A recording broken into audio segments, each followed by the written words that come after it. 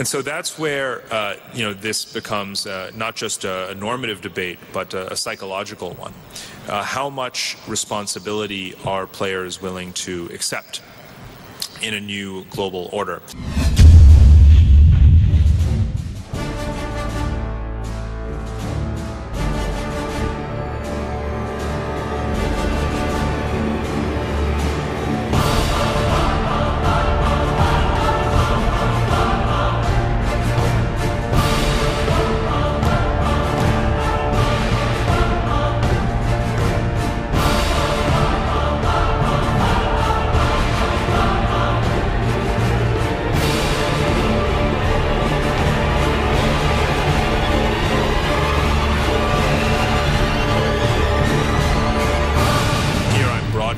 Discussion beyond just second world countries and emerging powers, and looking at the role of corporations and NGOs and their role in this highly complex global governance architecture.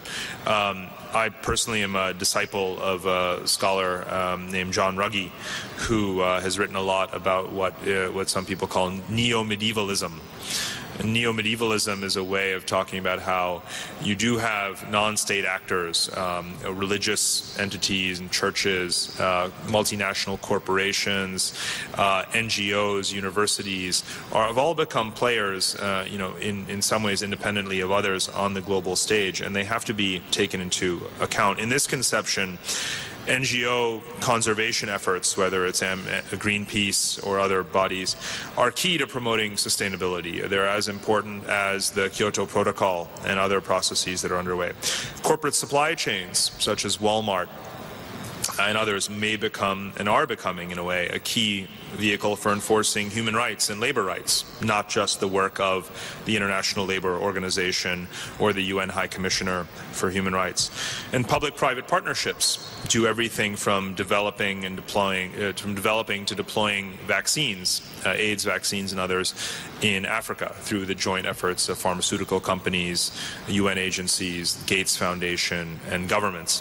So public-private partnerships are another part of this global governance landscape, which again isn't even captured by those who believe that the G20 is flexible enough in architecture. So these layers and modes of governance are an integral part of what complete the global governance puzzle, I believe, in the 21st century.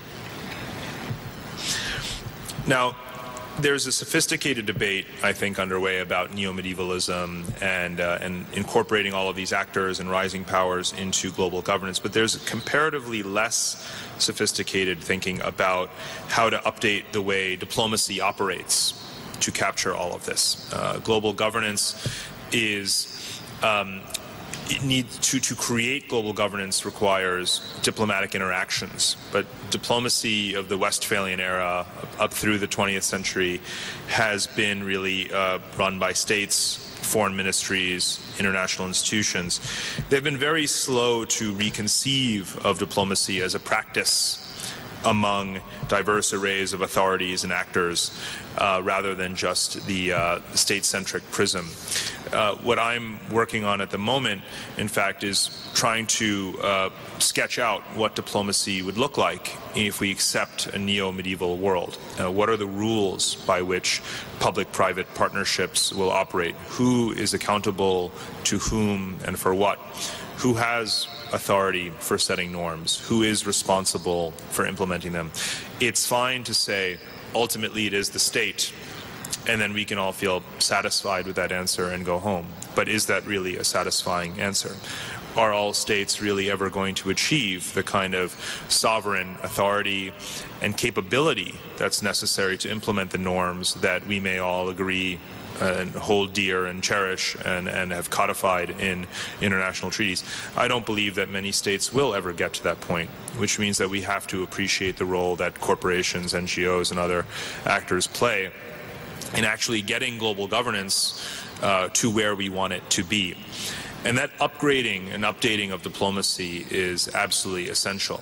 Now, it requires that that NGOs, many of whom already see themselves acting diplomatically, are recognized as such. And it also requires that many corporations that know that they are acting in a statesman-like way and fulfilling and providing public goods accept that no one else is going to do it if they don't. And so that's where this becomes not just a normative debate, but a psychological one. How much responsibility are players willing to accept in a new global order? And I think that is something that is right now a very, as it were, rudimentary sort of debate at this point in time. It's one that I think global governance scholars need to put a lot more attention on. And there's comparatively less work going on about that than there is about BRICS, rising powers, emerging markets, or second world countries. But what I'd actually like to do is probably stop right there and open it up for discussion, because I know that's already a lot on the table.